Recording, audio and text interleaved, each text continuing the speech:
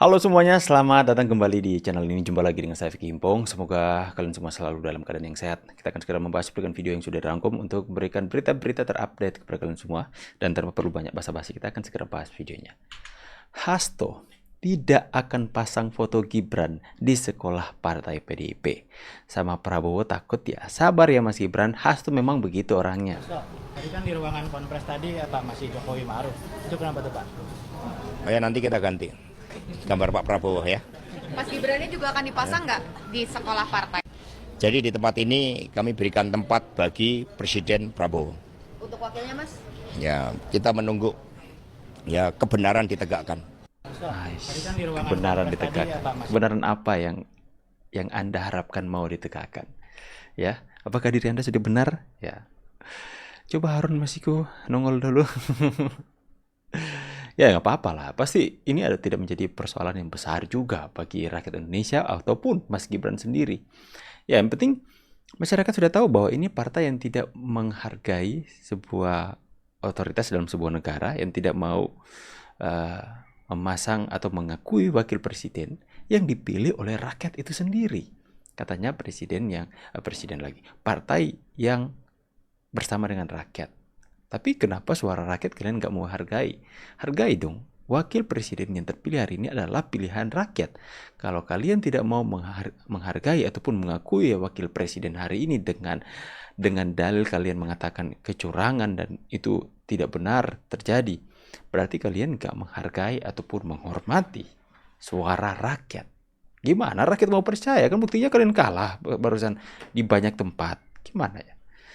Next, teman-teman. Jangan-jangan Gus Miftah sengaja bercanda ngatain bapak penjual es teh biar viral. Terus bapaknya dikenal dan mendapat rezeki melimpah. Ini semua berkat Gus Miftah. Karena mulutnya lah, bapak penjual es teh dapat hadiah umroh dan hadiah-hadiah besar lainnya. Demi Allah, demi Rasulullah. Perkataan seperti ini kerap dijadikan sebuah pembelaan dan pembenaran yang justru menyesatkan. Bagaimana tidak? Hal ini mendorong orang-orang untuk terus menormalisasi perilaku bullying, mencemooh orang, mempermalukan mental orang lain di depan umum. Padahal setiap kita tidak ada yang menginginkan kepahitan malam bapak tua saat itu. Namun lagi-lagi, yang kembali menentukan rezeki adalah Tuhan. Lalu perantaranya siapa? Tentu saja bukan dari Gus Miftah, bukan. Apalagi dari bapak yang ketawanya terbahak-bahak sampai hampir lupa menutup kembali mulutnya saking kegirangannya. Tentu saja bukanlah mereka, tetapi melainkan jalur teman-teman yang memviralkan kejadian itu. Adakah yang bisa menjamin seorang Gus Miftah dan kawan-kawan pada saat itu meminta maaf ke bapak penjual es teh jika video ini tidak viral? Maka dari itu, perilaku salah tidak perlu lagi adanya pembenaran. Toh Gus Miftah sendiri sudah meminta maaf, di mana sebelumnya mendapat teguran langsung dari Bapak Presiden Republik Indonesia. Banyak Saya kasih tahu ya, main-main saham itu kalau orang kecil ya pasti kalah. Itu untuk orang kecil itu biasanya sama dengan judi itu. Yang menang yang bandar, yang besar, yang kuat, ya kan? Ini Pak Trenggono itu mantuk-mantuk. Jangan-jangan Pak Trenggono Dengar tuh guys. punya algoritma. Dia itu. Ada ahli matematik yang saking pinternya dia berani ke kasino. Hitung. Main apa? Roulette itu. Pakai algoritma itu, Cok. Saya kasih tahu itu ya. Main-main saham itu. Makasih Gus Miftah Hati-hati ya atas kalian. bercandanya. Satu Indonesia sekarang matanya tersorot ke bapak tukang es teh Pak. Bahkan kabarnya mau diberangkatin umroh. Gila nggak tuh? Itu baru bercanda loh Gus Miftah tuh ya. Gimana kalau Gus Miftah serius terus bilang pinter gitu? Mungkin ditawarin jadi staf khusus kepresidenan Pak.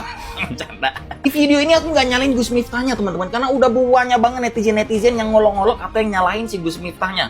Udah cukup menurut aku ya. Di sini aku ngeliat dari sisi positifnya aja teman-teman. Coba bayangkan kalau misalkan Gus Miftah nggak bercanda seperti itu ya, nggak bakal dilihat itu penjual es teh itu, dan nggak bakal ditawarin tuh umroh Pak. Jadi di sini aku ngeliat dari sisi positifnya. Luar biasa ya. Dan aku di sini coba sedikit komentar apa yang dilakukan sama Gus Miftah. Sebenarnya apa yang dilakukan sama Gus Miftah itu sama kayak apa yang kita lakukan sama teman atau sahabat-sahabat kita gitu ya. Biasa kalau kita ngomong sama teman atau sahabat kita itu kan biasa nggak ada batas bercandanya. Bilang anjing kau, goblok kau, cantun, kan kayak gitu. Sebenarnya wajar kalau kita ngomongnya sama sahabat ya. Cuma bedanya kita sama Gus Miftah pendakwah, jadi mungkin adabnya mungkin kudu harus dijaga kali Gus Miftah ya. Tapi ya dari sini kita bisa lihat kalau Gus Miftah sama penontonnya tuh memang seakrab itu. Makanya Gus Miftah kalau bercanda lost doll juga. Cuman dari kejadian ini kita bisa ambil sebuah pelajaran teman-temannya. Kita bisa ambil sebuah Ya. Saya kasih tahu itu. Jadi lihat dari sudut pandang yang berbeda ya teman-teman ya. Hebatnya Gus Miftah. Nah, ini setelah juga. dia mengakui kesalahannya dan meminta maaf kepada pedagang es teh. Ini ada orang ngaku ulama tapi menghina presiden dengan julukan iblis dan Oh, Fir'aun, siapa itu? tapi tidak merasa bersalah dan Tidak minta tidak pernah maaf. meminta maaf. Malah kepada dipuja-puja Presiden sama Jokowi. pengikutnya. Tapi kalian begitu membanggakannya, tidak menuntut, tidak menghina, tidak mencaci maki. Beda sikap kalian ketika mendengar Gus Miftah seperti itu, kalian langsung marah dan memaki-maki dan memuji-muji pedagang es teh. Ini yang dia katakan Bapak tadi. Presiden goblok. Udah menteri agamanya saudara sesat, kurang ajar, korinya dajjal, istananya menjadi istana iblis.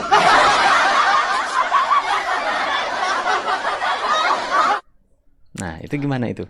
Hanya ada di negeri ini. Seorang ustadz yang berniat bercanda dengan pedagang es teh dihujat habis-habisan.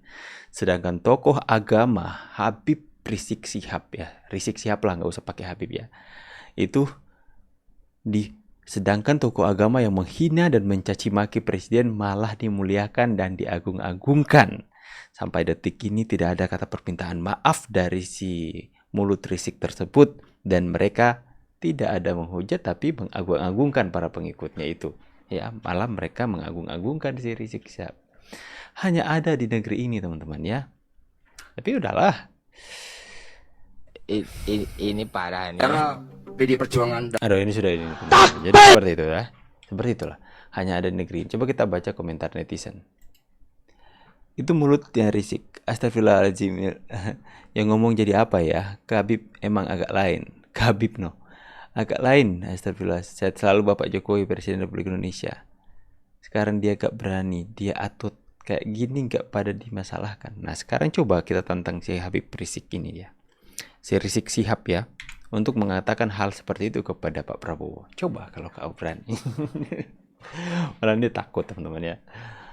Ya orang seperti itu pengecut teman-teman. Dipanggil polisi malah lari ke Arab ya, seperti itu ya. Oke teman-teman semua. Jadi kita bisa mengambil banyak sekali pelajaran dari hal ini ya. Memang hal di Indonesia ini kalau udah viral memang ya semua ikut-ikut terbawa viralnya berita-berita yang ada teman-teman. Memang tidak elok dilihat ketika seorang pendakwa seperti Gus Miftah itu menunjukkan sifat seperti itu, sekalipun itu mereka menganggap itu adalah sebuah bercandaan, tetapi ya namanya juga netizen mempunyai persepsi mereka masing-masing teman-teman. Akan tapi ya sudah, Gus Miftah sudah minta maaf dan sudah saling maaf-maafkan. Tapi di satu sisi lain timbul sebuah kalimat yang mengatakan bahwa itu Rizik itu mengatakan Jokowi iblis, istananya iblis ya, berarti yang penghuni apa berarti iblis semua dong. Kurang ajar Firaun. Itu kenapa tidak minta maaf sampai hari ini tidak masalah, maka mereka dipuja-puja seperti itu teman-teman. Berarti kebalik teman-teman ya. Ya itulah teman-teman. Jadi pentingnya seseorang itu harus berbarengan dengan adab.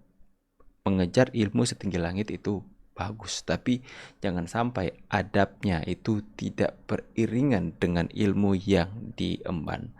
Karena jika adab tidak beriringan, maka ya dengan ilmu yang tinggi dia punyai yang akan naik kesombongan. Ya, dia akan menganggap orang lain lebih rendah dari dia dan dia akan menganggap dirinya karena sudah memiliki ilmu yang tinggi, lebih hebat, lebih pintar, lebih berharga daripada orang lain. Nah, ketika adab dan ilmu berjalan berbarengan, maka dia akan sadar bahwa ilmu yang dia punyai, ya segala sesuatu yang dia punyai, ilmu yang tinggi itu sama-sama dia akan bawa sampai mati, dan kalau sudah mati itu nggak akan dibawa sampai mati teman-teman.